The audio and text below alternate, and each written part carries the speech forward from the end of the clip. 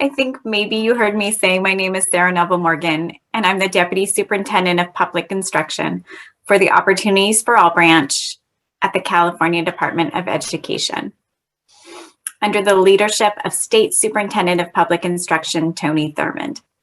We're so happy to have all of you join us today for our Bridging the Emerging Universal Programs to support Universal Preschool, UPK, and P3 alignment, insight from CDE and education leaders from around the state.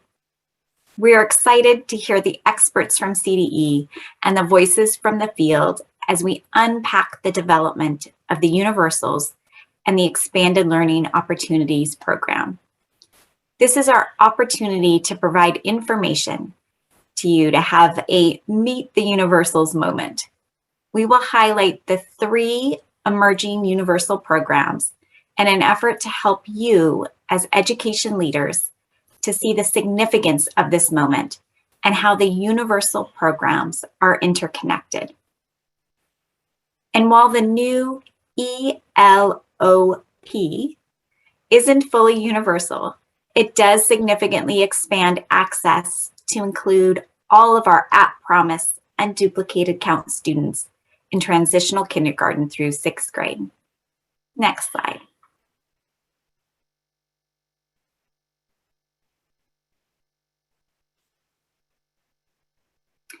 But first, let me make some introductions. In addition to myself, we are joined by Tina Transer, Education Administrator in OFAB, and our facilitator for today. We also have with us field experts and OFAB division directors who will share their expertise. Renee Menthe, Executive Director of Early Childhood Services from the Shasta County Office of Education. Dr. Suzanne DeVette and Deborah Keller from the Stockton Unified School District. Janelle Willis from the Early Care and Education Office at the Santa Barbara County Education Office. And Joe D. Marcellin and Steve Kellner from California Education Partners. And from OFAB at CDE, we have 3 division directors.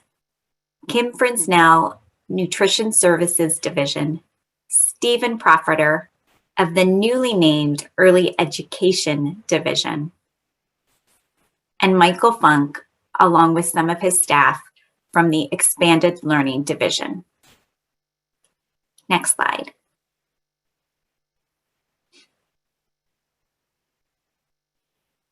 California's historic education investments, equitable opportunities. The 2021-22 state budget includes historic new and expanded investments in education in the following areas to support a whole child, whole family, and whole community system: universal preschool, expanded learning opportunities, multilingual learners, inclusion for all students, universal meals, and community schools. We truly say this is California's moment to create the educational system that our children, students, communities, and families need. The educational system of 2021, not of 1950. Next slide. As we look at the opportunity before us, we'll first move into universal preschool. What is UPK and how can it really help our preschoolers and students? Next slide. Recent equity research highlights the opportunity of universal preschool. A recent report from the Children's Equity Project, Start with Equity, found that moving toward holistic, strengths-based, and authentic integration of programs is key to improve equity and dismantle systemic racism.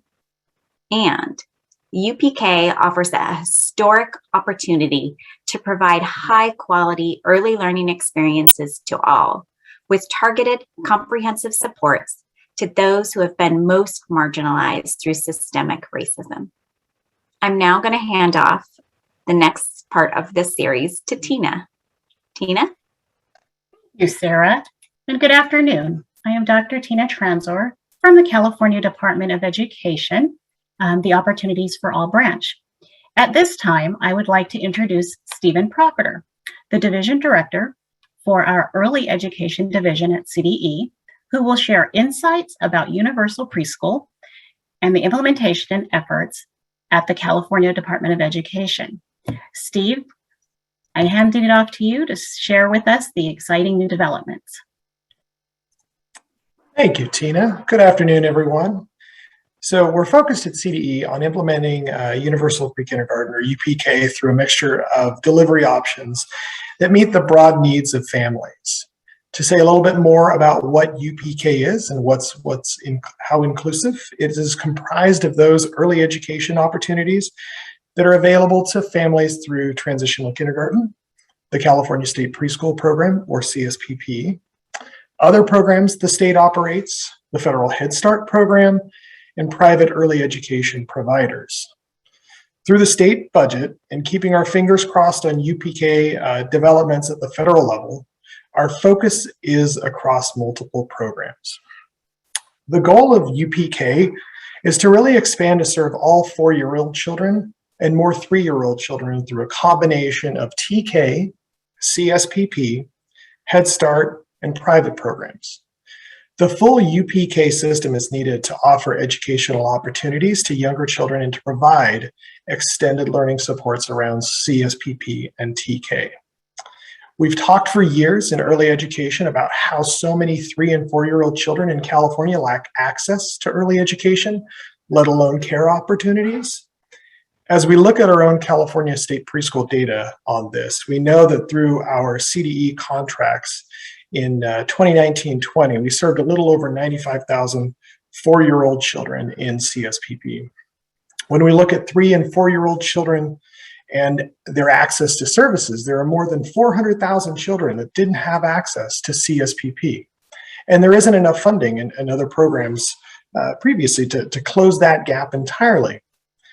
I'll touch on a few high-level things on the different legs of UPK, so to speak, and then get into a little bit more detail in subsequent slides. But as we look at some of the details of the different opportunities, we see that for state preschool, it's a means-tested program with income requirements. For instance, a family of 3 is eligible if their income is less than $78,135 annually. This fully state-funded program maintains ratios of 1 adult to 8 children and 1 teacher for every 24 children. Contractors operating these programs have an opportunity to enroll more 3-year-old children with transitional kindergarten being universally available as it rolls out. The next leg of UPK is transitional kindergarten, which at full implementation in 2025-26 will provide universal access to all children whose 4th birthday occurs on September 1st of the year they're enrolled. Because TK is part of the state's education, the guarantee there, it is funded through the LCFF, the local control funding formula. As we compare staffing ratios with CSPP, we see staffing ratios are a little bit different for TK. The next year, they will move to a 1 to 12, 1 adult to 12 children, and lower in subsequent years if more funding is appropriated. The budget also requires additional education and credentialing requirements for TK starting in 2023-24.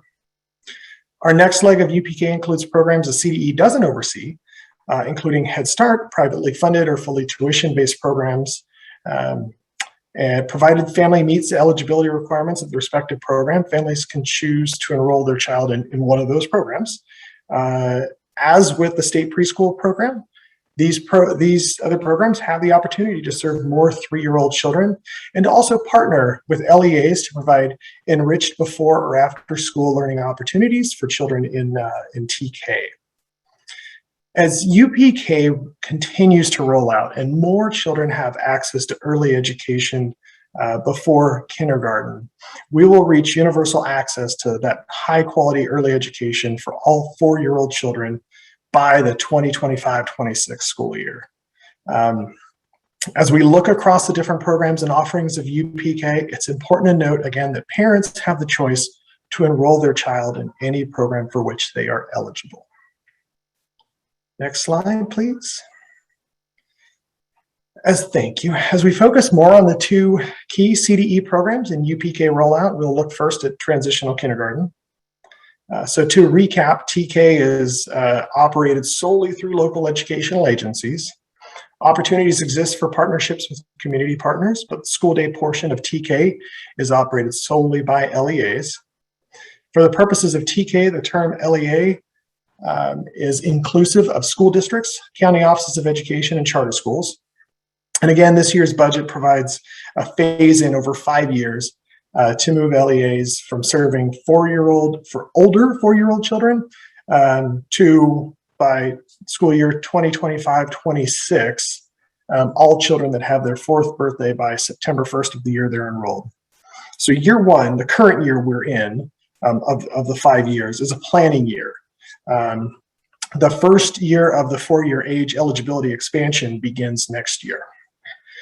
And thinking back to all of those children that don't currently have access to high quality early education, assuming similar enrollment as kindergarten, universal TK could serve as many as 345,000 more children. This is huge, particularly when we think of how many 4-year-old children do not have access to early education.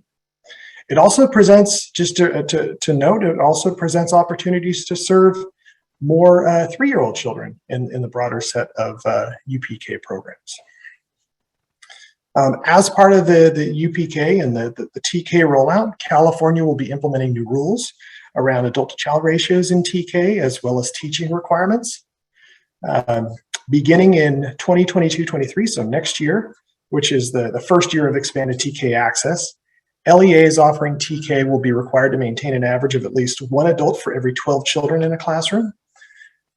Provided additional funding is appropriated by the legislature, the ratio could be reduced in the following year, so 2023-24, to 1 adult for every 10 children. TK teachers are required to meet the same credentialing requirements as kindergarten teachers. In addition, by August 2023, TK teachers will be required to have 24 units in child development experience equivalent to 24 units or a child development permit. Next slide, please. Thank you. The second program the CDE administers in this kind of UPK legs system is the California State Preschool Program, which many of you may operate. The CSPP is operated by both LEAs and community-based organizations and offers full and part day educational opportunities for 3- and 4-year-old children. CSPPs operate within district boundaries and can be great partners as LEAs look to scale up UPK implementation through TK on their campuses, as well as look to meet the full day needs of families. To support access to high quality early education, this year's budget also provided $130 million to expand access to the CSPP through LEAs. We're developing an RFA to release these funds, and this expansion provides a great opportunity for LEAs to expand their UPK offerings or to partner with community-based organizations, which we know many LEAs do presently, or to even blend TK and CSPP classrooms on district campuses. LEAs that choose to blend TK and CSPP classrooms need to meet the higher program requirements of the blended programs, which generally means following CSPP requirements around quality and other requirements. This budget also takes the historic step towards rate reform and invests $269.4 million for that effort. This will help us move all CSPPs to a market-informed reimbursement rate system. Beginning January 1, 2022, CSPPs will either see an increase in their overall reimbursement rate to reflect market rates or maintain their rate in addition to receiving a cost of living adjustment. Next slide, please.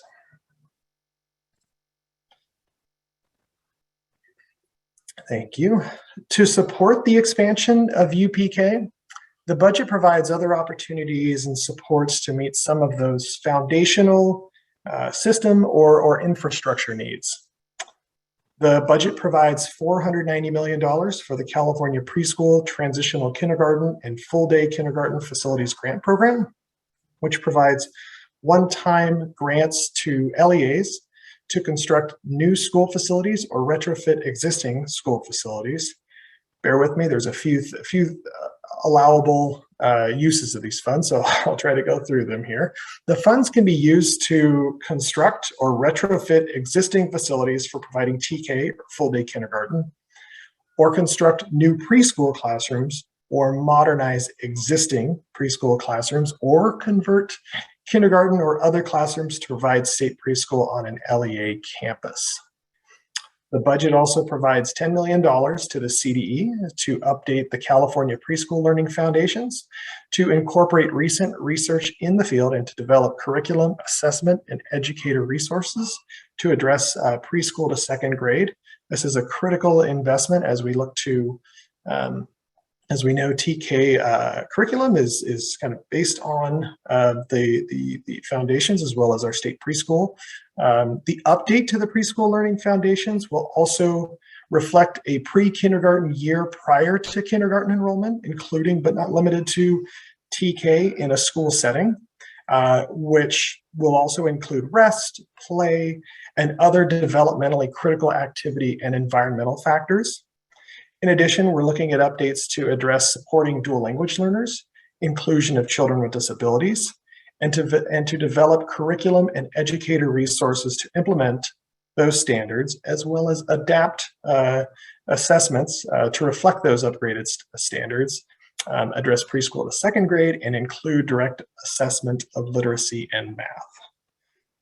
The budget also provides $200 million for the CDE to allocate to LEAs through grants for UPK planning and implementation.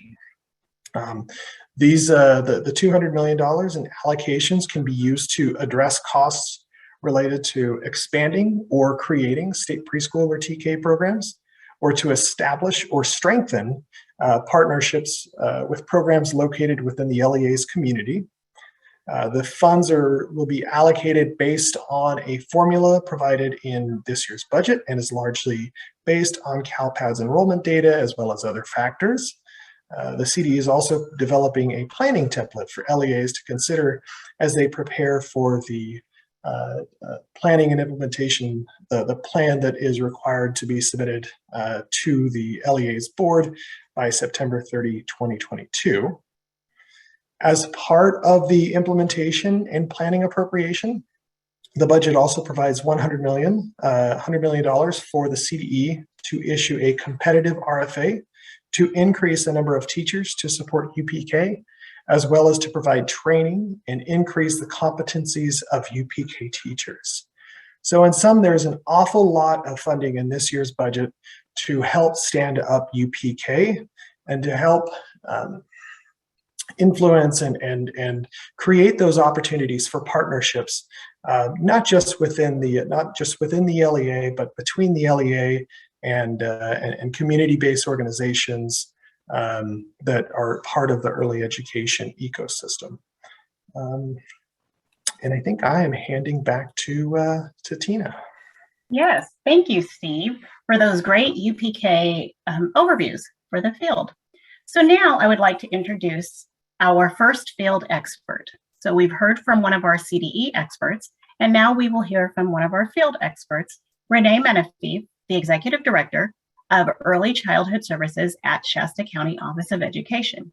And she will provide insights on how universal preschool is carried out in Shasta County from that perspective. Renee? Thank you, Tina, and thank you for the opportunity to share some of the unique supports and strategies we use here at Shasta County. to really help us to bridge the universals for UPK and our P3 alignment. Next slide. In Shasta County, we are rural in the far north, and there are some benefits and challenges to being in the north, very far north part of the state. One of the benefits is that the Shasta County Office of Education holds many contracts issued through California Department of Education and the Department of Social Services. And those include our resource and referral, our CalWORKS Stage 1, 2, and 3 contracts, alternative payment, our CAP, C-A-P-P program, the California State Preschool, California General Education Childcare, our health and safety contracts. And so having these contracts, including our local child care and planning council, really help us to do some creative things in Shasta County. Next slide. Through our local child care planning council, Shasta County Office of Education holds that contract, and we have a very robust multifunctional program and with many, many facets. So one of the uses of our, or one of the focuses of our LPC is that we are also the Quality Counts North State Consortium, and we are Shasta County Office of Education as well as First Five Shasta. Together are the leads in that for our 6-county consortium. And through that, we have a scholarship program where anyone who is interested in receiving their education in early childhood education and receive and go to college. We have contracts with Lassen County and Shasta County and Butte County colleges, as well as Oregon State University, where students have no money out of pocket. We pay for tuition as well as textbooks so that students are able to get their education as well as their child development permit or their credential if they're interested in taking that path. The LPC is also our Inclusive Early Education and Expansion Program. It's our IEEEP leadership team. And so we make decisions about best practices, facility access, professional development, all around increasing access for inclusive early education programs throughout Shasta County. Another function is that the LPC is also our Reach Higher Shasta Early Childhood Committee, which is the cradle to career arm of that work in our county.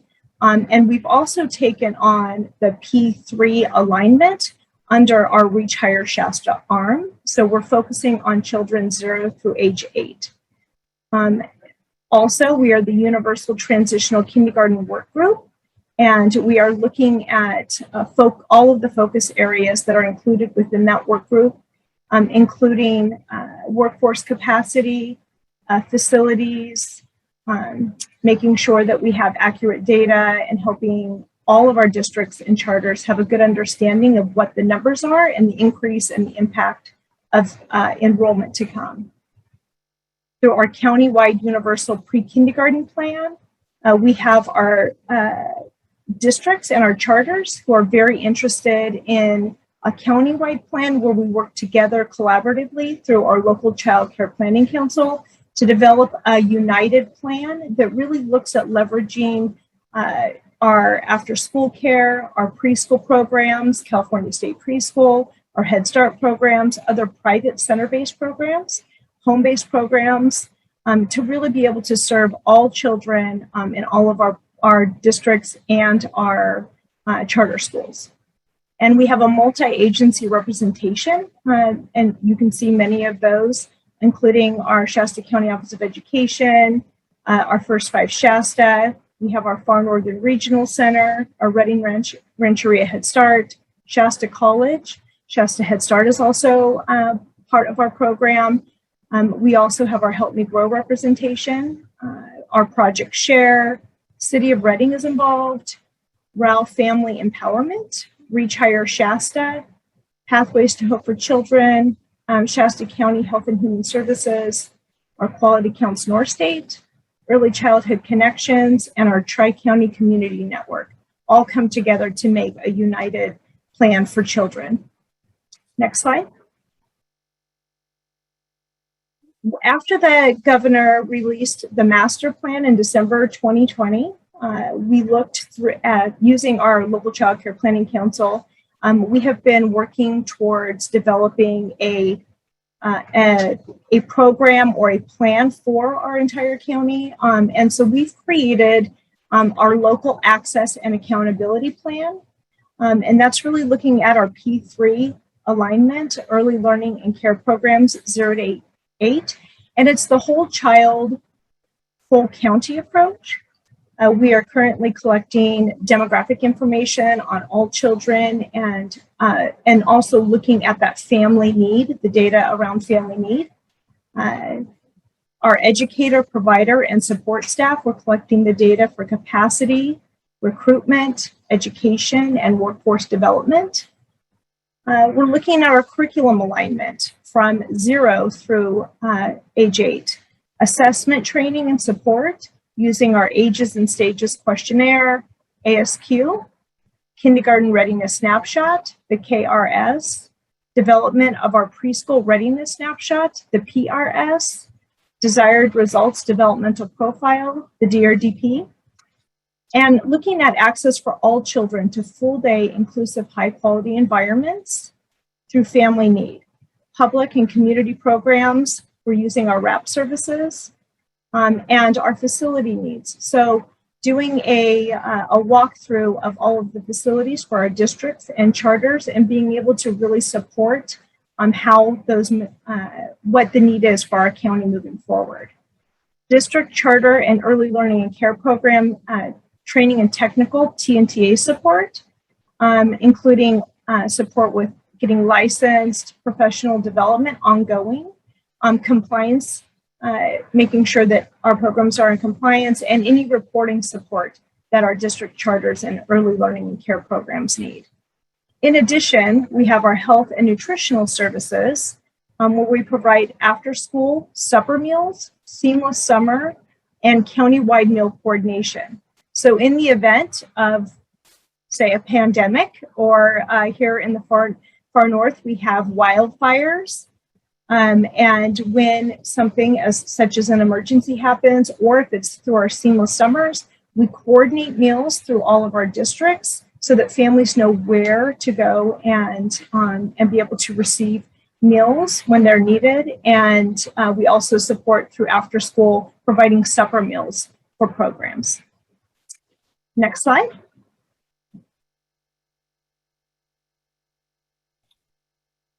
Back to Tina. Thank you. Thank you so much, Renee, for sharing what's happening in Shasta County. And I do love hearing about the whole child, whole county approach. That's pretty awesome. And so next we will take a look and hear from Kim Frenzel, the Division Director of Nutrition Services at the California Department of Education, who will share how California is planning for universal meals. And we certainly heard a little bit about that in Shasta County's presentation. And so we look forward to hearing about our CDE expert from Kim around how meals work. Kim? Thank you, Tina, and good afternoon, everyone. So I'll provide an overview of our California Universal Meal Program and our federal child nutrition programs, and then really help kind of cultivate seeds for strategy seeds to help you really think about the universal trifecta that we're all putting together for quality education: universal pre-kindergarten, expanded learning, universal meals, so that we can all make those connections to the meals that kids receive and quality educational programming. And then finally, I'll share some resources that will be provided at the end of the webinar through links that you can find more information on our meal programs. So on the next slide, what are the child nutrition programs? Well, it's quite a few. That includes the National School Lunch, which is probably the most familiar, the School Breakfast Program, the National School After School Snack Program, the Seamless Summer Option, the Summer Food Service Program, the Special Milk Program, and the USDA Foods Program. Collectively, in non-pandemic times, these programs serve over 1 billion meals and snacks annually to our California children. The goal of these programs is easy, consistent, year-round access to nutritious meals, not just foods. And that includes before school, during school, after school, and when school is not in session. So on the next slide, let's talk about why these programs, meal programs, are so important.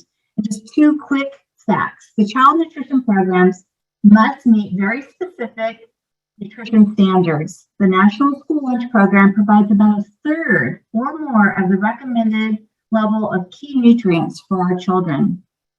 So why are school meals so important?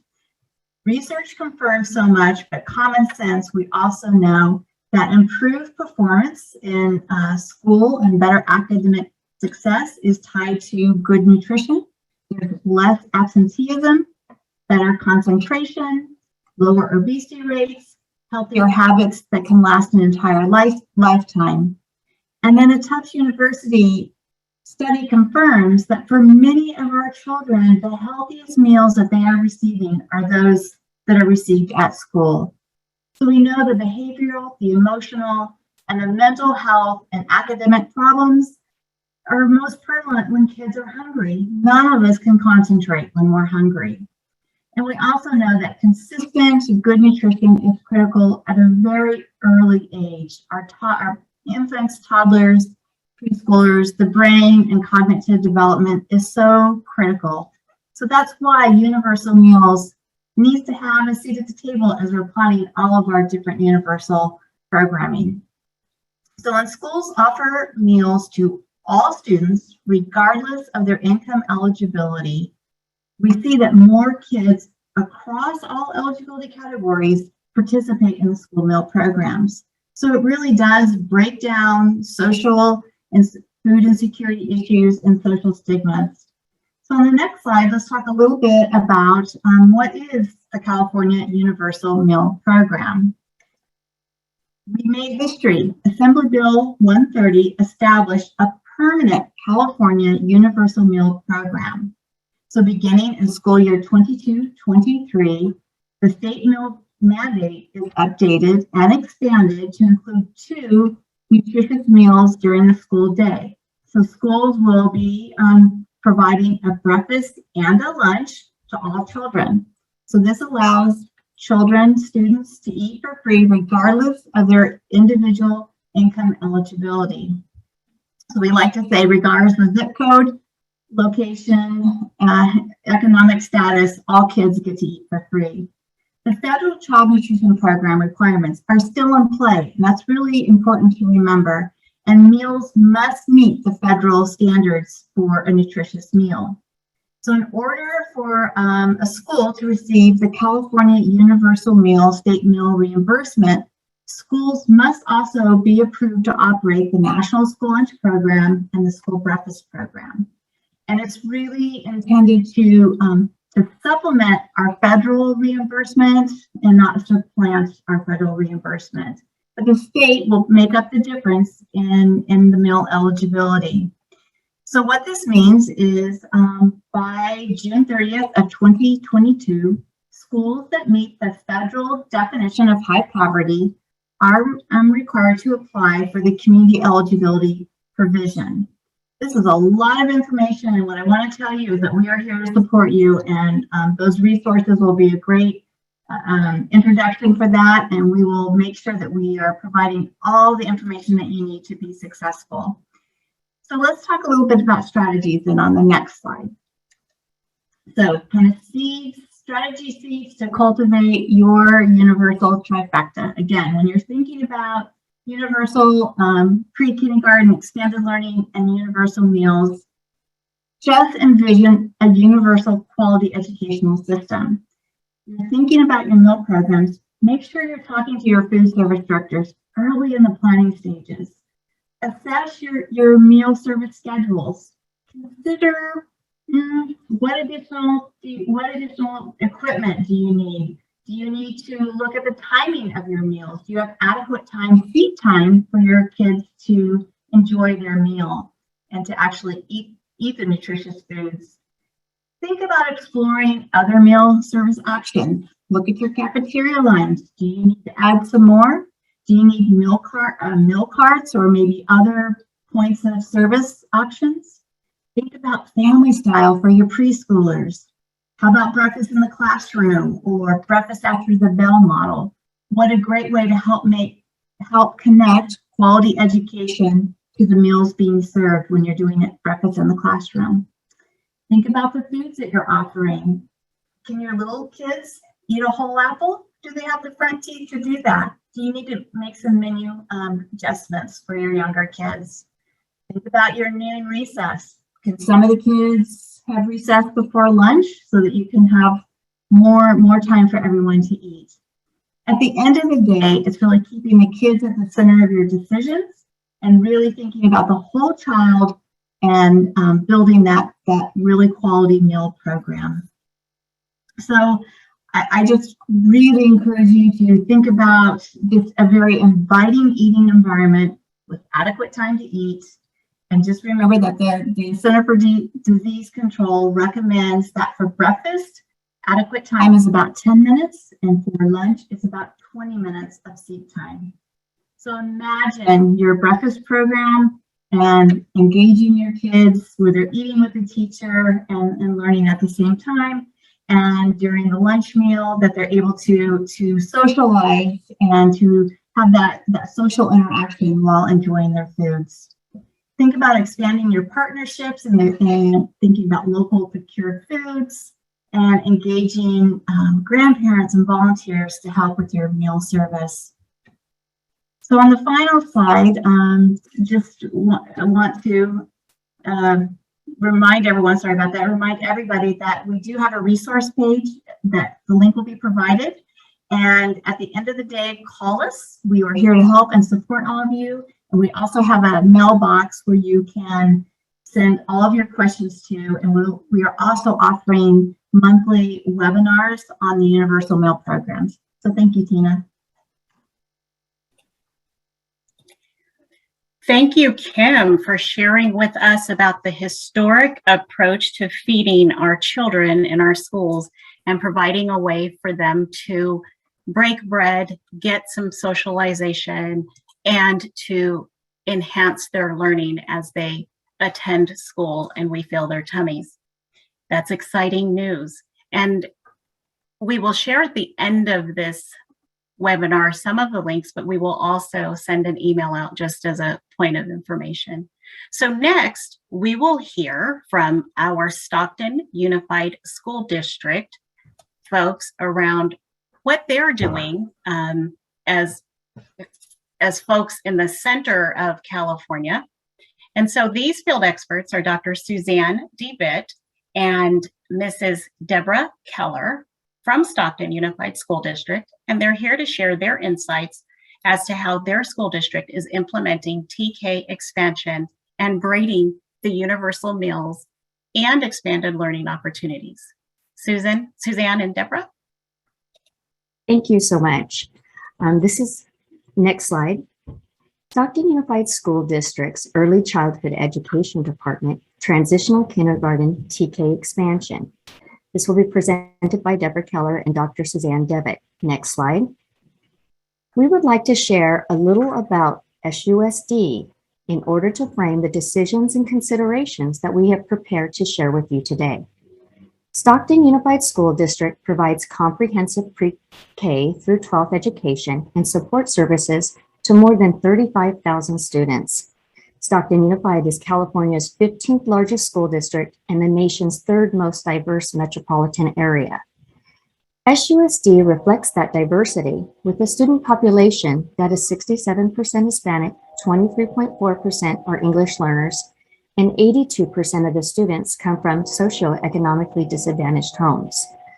SUSD provides pre-kindergarten programming for more than 2,400 preschool-age children through the provisions of 41 Head Start classrooms, 53 state preschool, and 18 transitional kindergarten classes.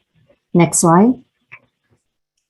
Universal Transitional Kindergarten is a preschool for all model detailed in AB 130 and signed by Governor Gavin Newsom on July 9, 2021. UTK will be available to all 4-year-old children by school year 25-26. It includes quality indicators similar to California State Preschool, lower student-to-teacher ratios beginning in 22-23, and will generate ADA consistent with K-12 funding. Next slide. Transitional kindergarten, as we know it today, will go through a systematic expansion over 5 years. We're currently in year 1. There will be a yearly eligibility increase by 2-month increments based on birth date, with a final result at full implementation of all children who are 4 years old by September 1st, 2025, eligible for UTK. Next slide. Dr. Devitt and I have put together 6 top considerations that we have determined will guide our district in the rollout of UTK. All of our considerations are for year 1 of initial planning. For consideration 1, appoint district leadership focused on UTK and P3 alignment. In SUSD, the district has appointed a second director in the Early Childhood Department to ensure a successful launch of the rollout of UTK. Next slide. Consideration 2, consult with a local demographer or the district's research department to conduct a birth rate study based upon county birth rates to determine the eligible 4-year-old children by geographic location that will be eligible for UTK during each expansion year. Knowing that we are building out the 14th grade level for the district over the course of 4 years, it will be important to know the relevant local birth rate information in order for the district to help project yearly TK eligible children. We must identify how many children have birthdays between each expansion parameter and what respective zip code they reside in. Next slide. Shown on your screen is a map of SUSD. It includes 9 zip codes and 10 zones within the district boundary. Some areas within the boundary have transient student population. As a district, we need to ensure that we provide equitable access and consistent programming to prevent gaps in learning as children move from school to school, potentially during the same academic year. Next slide. Consideration 3, complete a facility space evaluation. This evaluation will determine which school sites have available classrooms or potential building space for future projects. It's also important to complete a proposed TK expansion plan. We will need to identify an equitable strategy to add TK classrooms based upon the completed birth rate study. This will enable us to determine the areas within the district that will see the initial wave of UTK eligible children. From here, we can craft a blueprint for TK expansion. Next slide. Consideration 4, complete a classified and certificated work study. Determine anticipated staffing needs to meet the increased student enrollment due to TK expansion. It will be necessary to work with HR to determine the need to revise or create job descriptions to meet the requirements in AB 130 and UTK. We will evaluate the need for additional staff in areas including but not limited to food service, transportation, health services, registration, clerical, and of course, teachers and paraprofessionals. This is an opportunity to collaborate with your local county office of ed and institutions of higher education to create workforce pathways for existing employees, as well as recruitment of qualified staff. Next slide. Consideration 5 is to collaborate with district leadership to determine a sustainable plan to transition 4-year-olds currently served in California State Preschool to UTK. This consideration welcomes each of us to think outside the box. We must determine how can we preserve or shift within our current CSPP contract to meet our community's changing needs. SUSD will embrace the opportunity to encourage all 4-year-olds to transition to TK based on birth date eligibility. We will shift to serving 3-year-olds whenever possible and continue to research the Early Learning Opportunity Program using existing CSPP dollars. In addition, consider working with your district's nutrition department to ensure all children receive universal meals based upon the length of care. AB 130 added Education Code 49501.5 that requires public school districts, county offices of education, and charter schools to provide a breakfast and lunch to students that request a meal, free of charge for each school day, beginning in the school year 2022-23. Next slide. Consideration 6. Work with the school district communication department to create an ongoing outreach plan to inform the community of the expansion of UTK utilizing social media, district school messenger, print, and radio advertising. We hope these 6 considerations will help guide your work in preparing for the rollout of Universal Transitional Kindergarten. Next slide. Equity begins with opportunity. We want to highlight the tremendous opportunity UTK provides for our families and community. Opportunity may not be synonymous with equity, but we know that we'll never achieve educational equity without providing the opportunity for all families to access high-quality early learning and care programs within their own community. UTK will provide this opportunity for all 4-year-olds in California. Thank you. Thank you so much, Stockton, for sharing with us the 6 considerations that you have taken into your consideration process as you develop your TK approach to your P3 alignment. Absolutely, equity begins with opportunity is really the first step in our thinking as we roll out how to braid all of the universals. So next, let me introduce the opportunity for all staff from our expanded learning division at the California Department of Education. We have Michael Funk, the division director, Sterling Williams, who is an education consultant, and Jen Taylor, also an education consultant in our expanded learning division. Michael?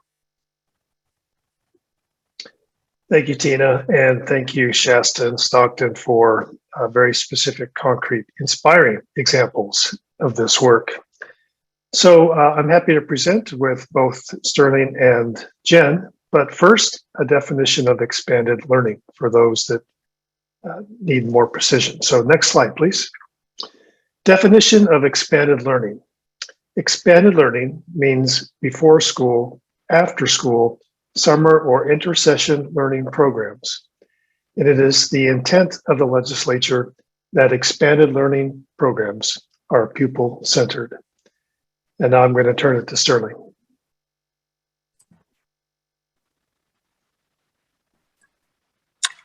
Next slide, please. California Expanded Learning. Expanded Learning Opportunities Program, ELO-P, AB 130, Expanded Learning Programming.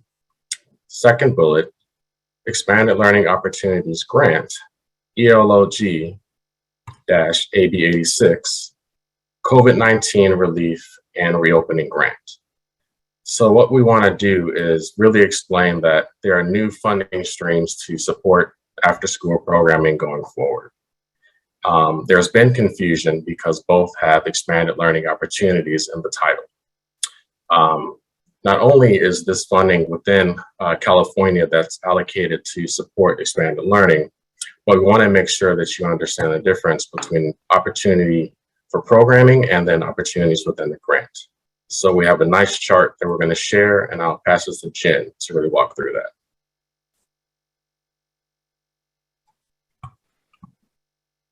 Thanks, Darlene. Hello, everyone. Before we dive more into the Expanded Learning Opportunities Program, we wanted to give you a full picture view of California Expanded Learning funding streams. On the far left, the first column shows in dark orange the $650 million of After-School Education and Safety Program, also known as ACES, funding. The funding source for ACES is state funding. Compared to other states, California has had a pretty significant presence in expanded learning. The lighter orange color above shows the 21st Century Community Learning Centers, also known as 21st CCLC, funding of approximately $148 million. The funding source for 21st Century funding is federal funding. And the duration of these two sources of funding, ACES and 21st, is ongoing and through grant applications.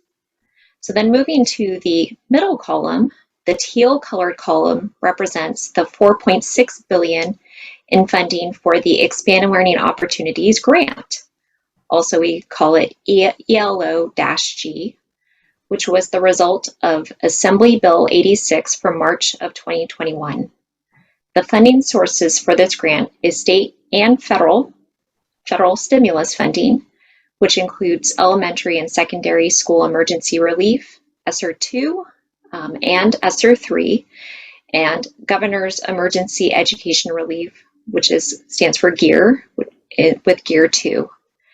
This is one-time funding through either 2023 or 2024, depending on the funding resource.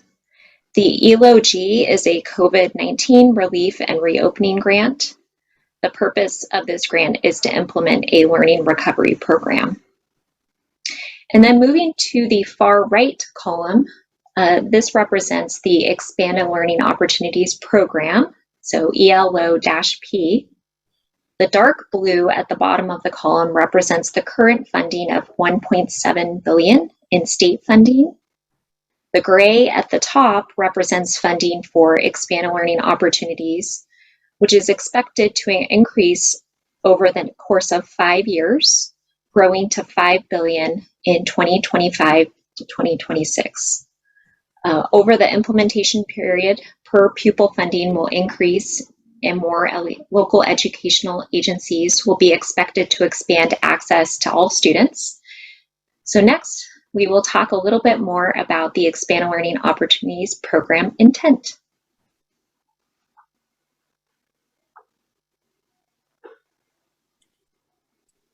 Expanded Learning Opportunities Program, ELO-P intent.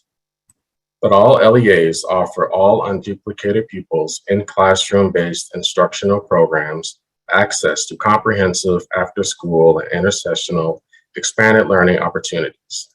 California Education Code Section 46120. Two things that we want to highlight from this is, one, the definition for unduplicated pupils. That would include English learners, students who qualify for free and reduced price meals, and foster youth. The second would be that for attendance, this is more about offering people access to students with a focus on family needs, which is different than ACES. And that's something that Jen mentioned briefly during the graph presentation. So in order to provide a little more context, I will pass it back to Jen. Thanks, Darlene. Next slide.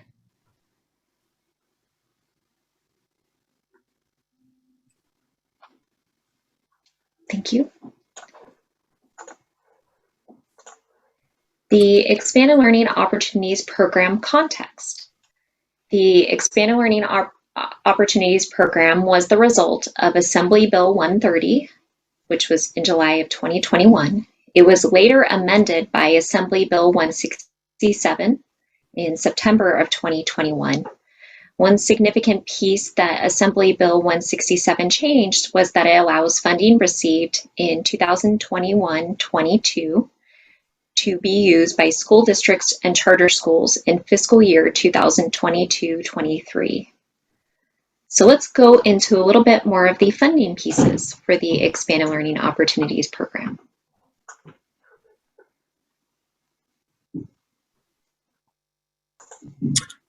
Expanded Learning Opportunities Program, preliminary entitlements and apportionments.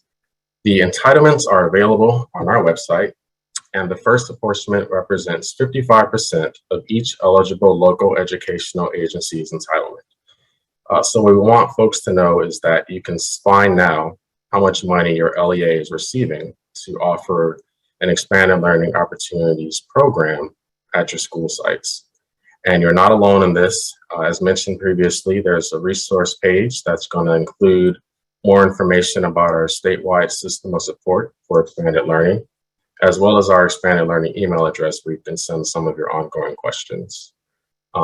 We have saved a little bit of time for Michael to close with some remarks to really get you all motivated for some of this ongoing planning.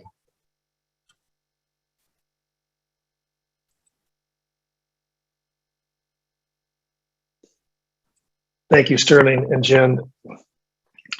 A couple things very quickly, because I'm getting emails and we're getting communication every day from people who really don't understand the difference between the ELO grant and the ELO program. It's confusing. One thing we want to point out is that the ELO program, this ongoing funding that's moving to $5 billion will come to the LEA every year, is to be used exclusively for before school programs and after school programs, or 30 days of summer or intersession on a day when school is not in session. That's different than the ELO grant, which can be used to support students before school, after school, summer, or even during the school day. So those are differences. We're also hearing from many people, they're stressed out about whether they can implement this. There's a lot of information that we're needing to figure out how to make these programs work together. We are rolling out more and more resources. We're on the cusp of finishing the program plan template for the ELO program. It's in the final stages, and we have a full set of additional frequently asked questions that are in final review coming out, and we're planning on more webinars, et cetera, to get this out. So we know that there's a lot of information needed. We're also partnering with many school districts who are very interested in helping other school districts understand how they're approaching this and some of the answers that they have figured out, or a process that is helping them. So with that, thank you, everyone. You'll hear a lot more from our branch and our division about these programs and these amazing opportunities, but it is a historic opportunity to finally bring Californians' children what they deserve, and our families what they deserve in this expanded learning time. So back to you, Tina. Thank you. Thank you so much, Michael, and our Expanded Learning Division team. It is really helpful that you were able to begin to provide clarity around the ELOP and the ELOG. And then, of course, we're looking forward to receiving the templates, the FAQs, and additional webinars in that space.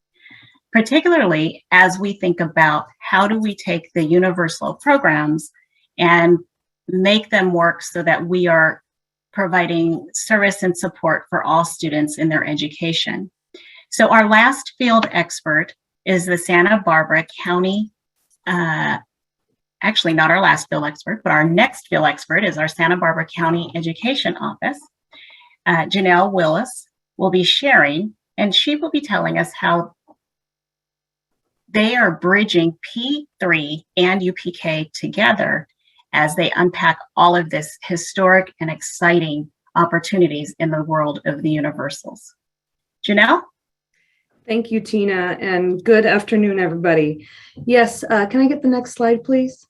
So I will be talking about how Santa Barbara County is bridging P3 and the UPK, and we're really doing it by supporting P3 alignment. That is our big focus. The first thing we're doing is we're connecting the right people. We're using our county office to support the districts. We're really focusing on using the same language, because if you are in ECE field or if you're in a district, sometimes that language is very different. We have early care and partnership grants, which I'll be reviewing. And we're looking at leveraging what we have while getting creative with all this new funding. Communication with no assumptions is also a huge piece of what we're doing, because as we find out, the more we communicate, sometimes we make assumptions that are incorrect. So on the next slide, our team in Santa Barbara really spent some time thinking about ourselves in our county office. And what we realized is that our SBCO team was a little bit too siloed. So as all this different P3 components were coming out and we're looking at what it really means, we realized that even within our county office, we had curriculum instruction that was really supporting the TK through K. And then we had our early care and education division, which was really supporting what early care and education looks like throughout the county. And we do a lot of the same work, but on different sides.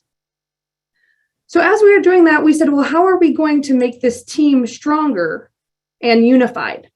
And what we came up with is that we really need to be together. So we have curriculum and instruction, early care and education, including our manager of quality, Counts California, and our local planning council coordinator. We have human resources, which includes our credential services. We have our business office, because we know facilities are going to be involved and districts and different people are going to need support with that. And very important as well is our superintendent, because she is our connection with our upper administrators.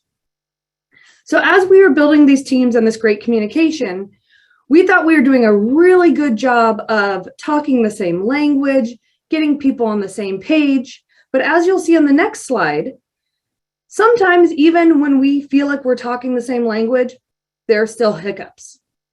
So on this slide, you see a cartoon, and it is the World Football Tournament, and you have USA versus England. And we all know we're coming to the table and we're going to play football. However, on the USA side, which might be ECE, they come in thinking football is American football, and they are dressed ready for the game. On the other side, we have England, and that might be our TK through 12 system, and they're thinking European football, so they're ready for soccer. So this is a really good kind of visual, because this is what's happening every day when we assume the other person knows what we're talking about, but they don't. So in order to kind of work through this, we are using what we have on a next slide, and it's called our Early Learning and Planning Grants. So this is funding provided by First 5 Santa Barbara County. It's 3 years of funding, not to exceed $1,800,000 or $600,000 per year. And every district participating will create an early learning plan that aligns with the California Master Plan for Early Learning and Care. So each of these districts, there's basically 3 main goals that go with this grant. One is that there are clear protocols and a warm handoff between ECE and TKK. 2, that there's strong collaboration and vertical alignment between the 2 systems. And 3, that all early grades are developmentally appropriate. So this grant is really helping us to clear up our communication with the different partners. Currently, we have 8 out of our 20 districts participating, and we are anticipating we will have 9 out of 20 by the end of this year. So on the next slide, I'm going to go over how our ELP is supporting collaboration. So some of our districts have set up what they call kindergarten readiness networks.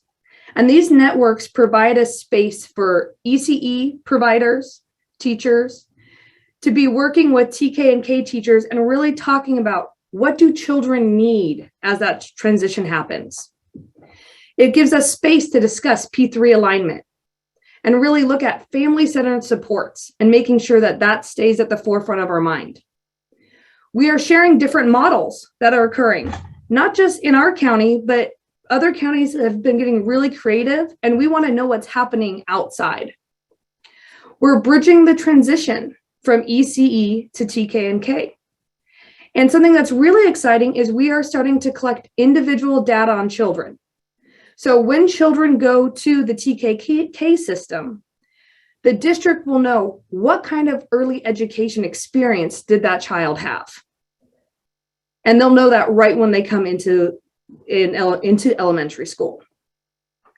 So even though we have many districts involved in this, and we even have one district who has a team of ECE and elementary school administrators going through the National P3 Center, we realize we're still hitting hiccups. And it's important to realize that that obviously is still going to occur.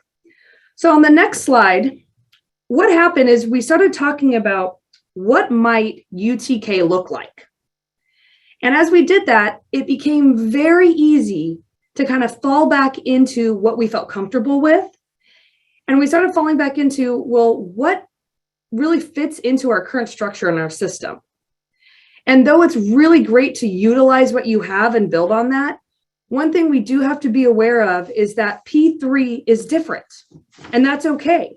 And we want to utilize our structures and use them. However, we can't just use the same box, because just like those 3 children in that picture, each child is individual. Each family is individual, and they have individual needs. So we can't make big assumptions like, oh, our YMCA after school will work and support everything. So as we were talking with the districts, we're saying things like, okay, so what systems do we have in place now? What systems do you have in place now? What other funding, like the ELOP, is coming? And what are some outside resources that you can start looking at? What are off-campus providers? How could you possibly use your CSPP as RAP? With one of our districts, we're talking about possibly trying a pilot next year, where if transitional kindergarten stops at 2:30, could we do an afternoon program, a CSPP program, and start it from 2:30 to 5:30? And that would give you a full day support for the family.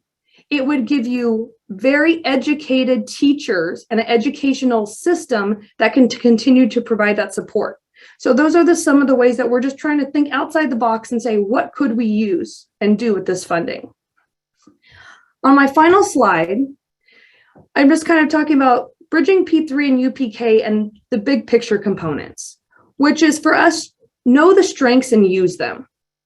Build your team and build it now. Even if you don't know everything, it's okay. None of us do. We're figuring this out together. Model best practices. Don't make assumptions, or else you're going to show up at that football game with the wrong outfit on. Talk the same language and check for understanding. Use P3 as your overall structure. Go back to your main goals. And number 1, keep families and children at the forefront of everything. And if you do that, you'll be heading in the right direction. Thank you, Tina.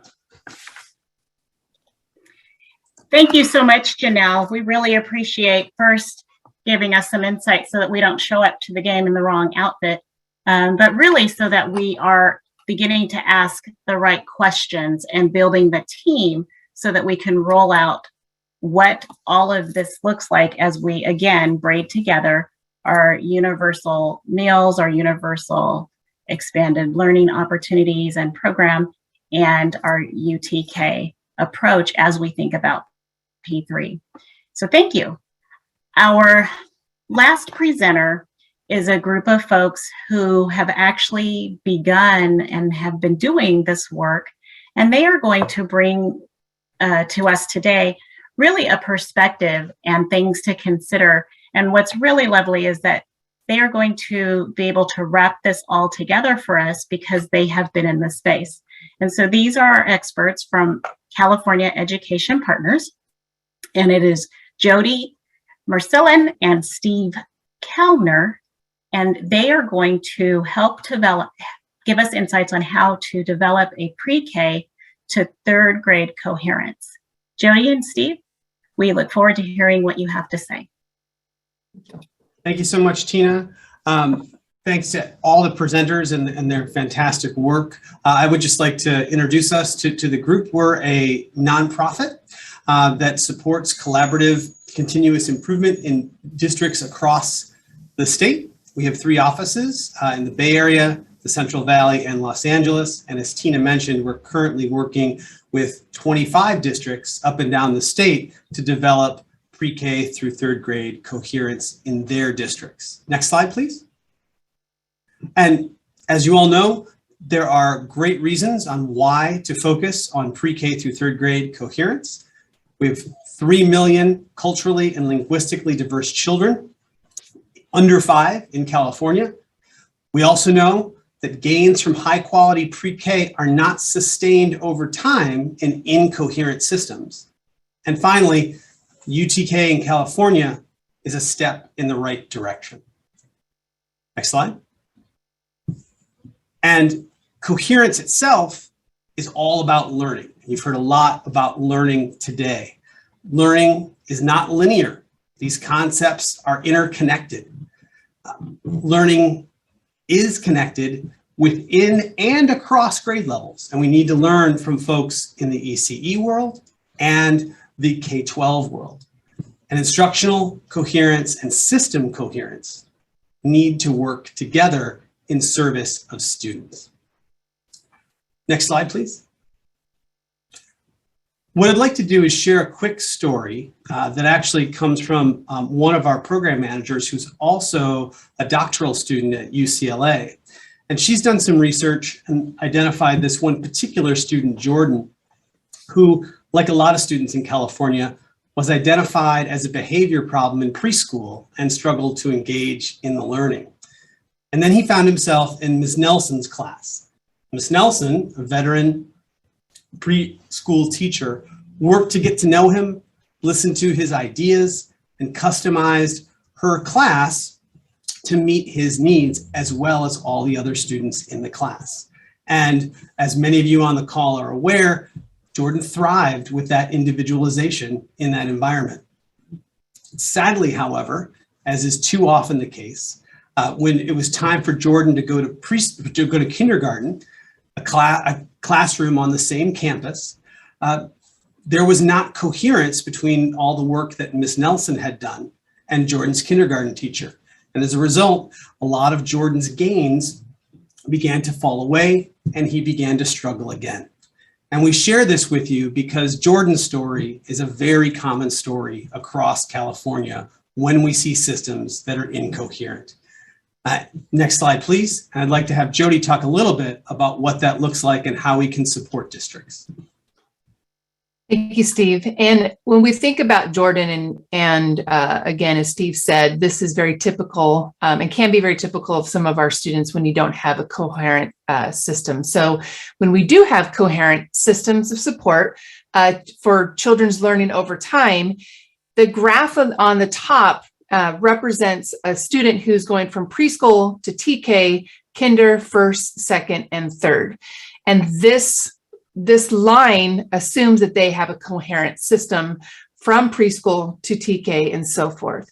And when we say coherent systems, specifically what we work with districts on is grounded in Cynthia Coburn's research, specifically around the high quality learning experiences for students that includes curriculum and instruction that is coherent from preschool to TK. So for example, many of us have done thinking maps in the past.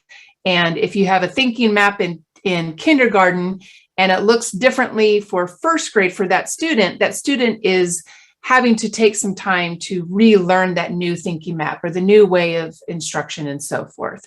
So in the top part of this graphic, that student actually gets the same thinking maps from one grade to the next one, and he can just continue to move forward. Another area that we work with coherence is specifically on data and assessments that are grounded in a continuum for students going from preschool into third grade that is aligned to the foundations and the standards So again, it is building upon what the students are expected to do over time. And then the data that comes from those assessments would then be coherent, and they would have a system to share those data from one grade level to the next. And another area from Dr. Coburn's research is adult learning and collaboration.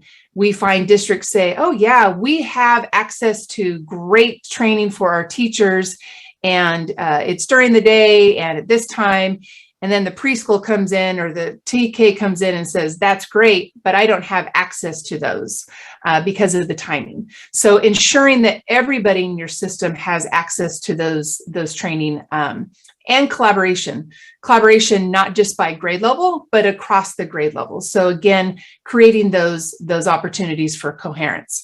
So the bottom graphic then would be an example of Jordan, who doesn't have that opportunity to go through a coherent system. He leaves pre-K, his TK teacher doesn't get data on him, so she just assumes he might not know some things and starts reteaching for him. Then he moves on into kindergarten, and kindergarten is using a different instructional strategy for mathematics and so forth. So you can see how this student over time goes further and further down because each year they're going backwards. And this is just assuming that within that grade level, everything's great and moving forward from the first day moves into that classroom.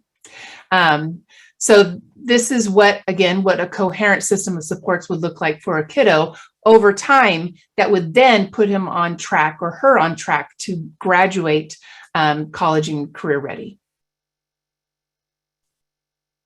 Next slide. Thanks, Jody. And just to underscore the urgency of this point, we wanted to highlight some data that was published in February of this year from Elliot Regenstein. You can see here on this graphic that the strong start in early years is necessary. This graphic shows you that progress toward proficiency, specifically students entering third grade 2 years or more behind. And you can see that even in the highest performing systems, it's almost impossible for those students to catch up to their grade level peers by 12th grade. What is the good news on this chart is that in California, our systems do an excellent job of providing 1 year of learning for 1 year of education starting in third grade. It's our job through all of our efforts to make sure those students reach third grade on grade level and ready for success. Next slide, please. As Jody mentioned, we work closely with Dr. Cynthia Coburn, professor at Northwestern University. She has done research with San Francisco Unified and Fresno Unified around PK through third grade coherence.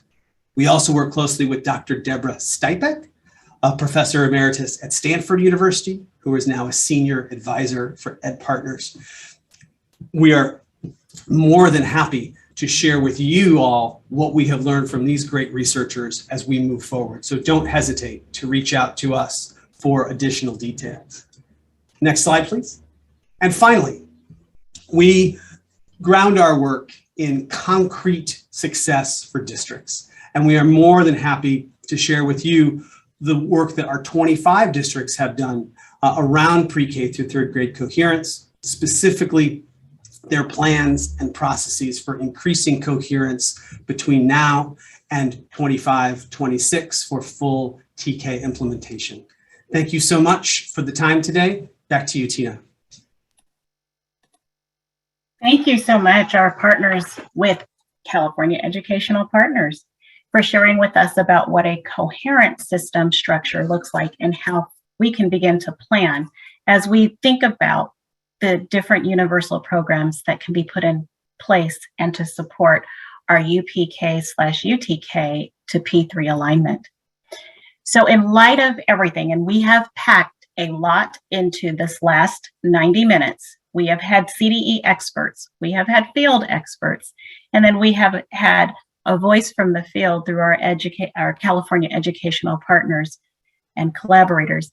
And so now we'd like to ask our panelists, particularly our field experts who have shared we're going to do a quick fishbowl reflection and really take a look at, in light of what we've learned today. And so my first question is, what is one outcome that you would hope that these historic investments will have for children in your community?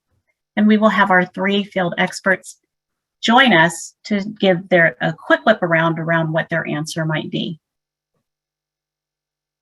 In Shasta County, absolutely would be focused on the whole child, the whole community approach, so that every child has equitable access to high quality early learning programs, and that they're on the right foot and the right track by 3rd grade.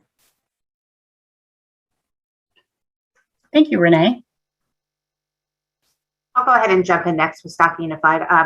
I would completely agree with exactly what Renee said. And in addition to that, I'd like to also say that we really want to highlight our families and community, and making sure that they have access to the extended care they need in order to go ahead and re-enter the workforce, especially after COVID-19, if they're able to get back out there and really get a job and not have childcare become a barrier for them. So really interested in those expanded learning program opportunities for the extended care.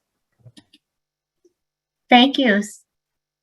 And for Santa Barbara County, we really would like it to be family-centered. Don't forget about the children. And as our last presenter discussed, we need a unified system so that we continue that growth and progress. Thank you so much for your reflections and insight on question number 1. I have one more question for you before we close out for today. And the second question is, given the investments in TK, school meals, and expanded learning, what are you considering doing differently in your own work? And again, we'll start with Shasta. Thank you. Really continuing some of the focus areas the focus investments we have around coordinating meals, as our mission through Shasta County Office of Education is to support districts. It's really reaching out to our districts and our charters and seeing how we can best support them, whether it's coordination of meals or supporting providing meals. It's really based on what the need is in our community, and that's where we stand up as the county office to help. And for Stockton Unified, I would just share that we're already offering universal meals.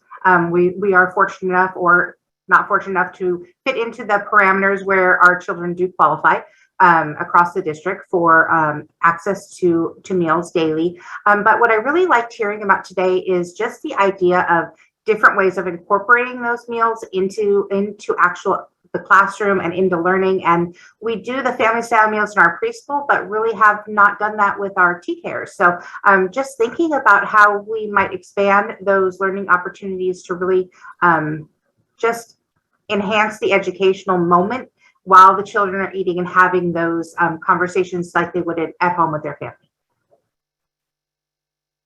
And we would like to continue the bridging of partnerships so that the ECE community and the TK-12 community can look at these goals together and how they can support each other in doing better with the meal support and the extended learning. Thank you so much for sharing your quick reflections and insight, and also for presenting just from the level of expertise that you have in doing this work already, and then how you plan to roll it out. So I'd like to invite Sarah Neville Morgan back so that she can close us out and give us our next steps. Sarah? Thanks so much, Tina, and thank you to all the panelists for joining us today. We really appreciate you. CDE is planning more opportunities for you to share information and collaborate with us as we move forward with this work. Instead of answering questions during this webinar, we wanted to focus on the presenters, and we'll be sending an email out following this that includes our inboxes and email addresses for you to be able to submit those questions. In addition, resources will be shared with that email after the presentation today. Next slide. Thank you. In closing today's webinar, thank you for all you do for California's children and families. We know many of you are facing similar challenges as you'd seen at the height of the pandemic. Your strength and passion helped us get through the worst of it and will get us through this phase as well. Thank you for your dedication, your commitment, and your love of education and children. We look forward to working with each of you to realize the vision of this budget and support districts, schools, and community-based organizations as they work to provide the highest quality educational opportunities to every student, starting with preschool. Thank you to my OFAB team and our expert panelists. We appreciate you joining and sharing out-of-the-box thinking to help us integrate all of these investments and really maximize the opportunity and the impact. We'll end with this quote from Linda Darling Hammond, President of the California State Board of Education. The California 2021-22 budget includes a set of interlocking interventions and investments that are going to catapult California back to that leadership position in education. And more important, it will enable all of our children to be on a path to genuine thriving. Thank you all so much, and we'll see you next time. While we close out, I have to give a thank you to TSD and to our ASL interpreters for joining us today.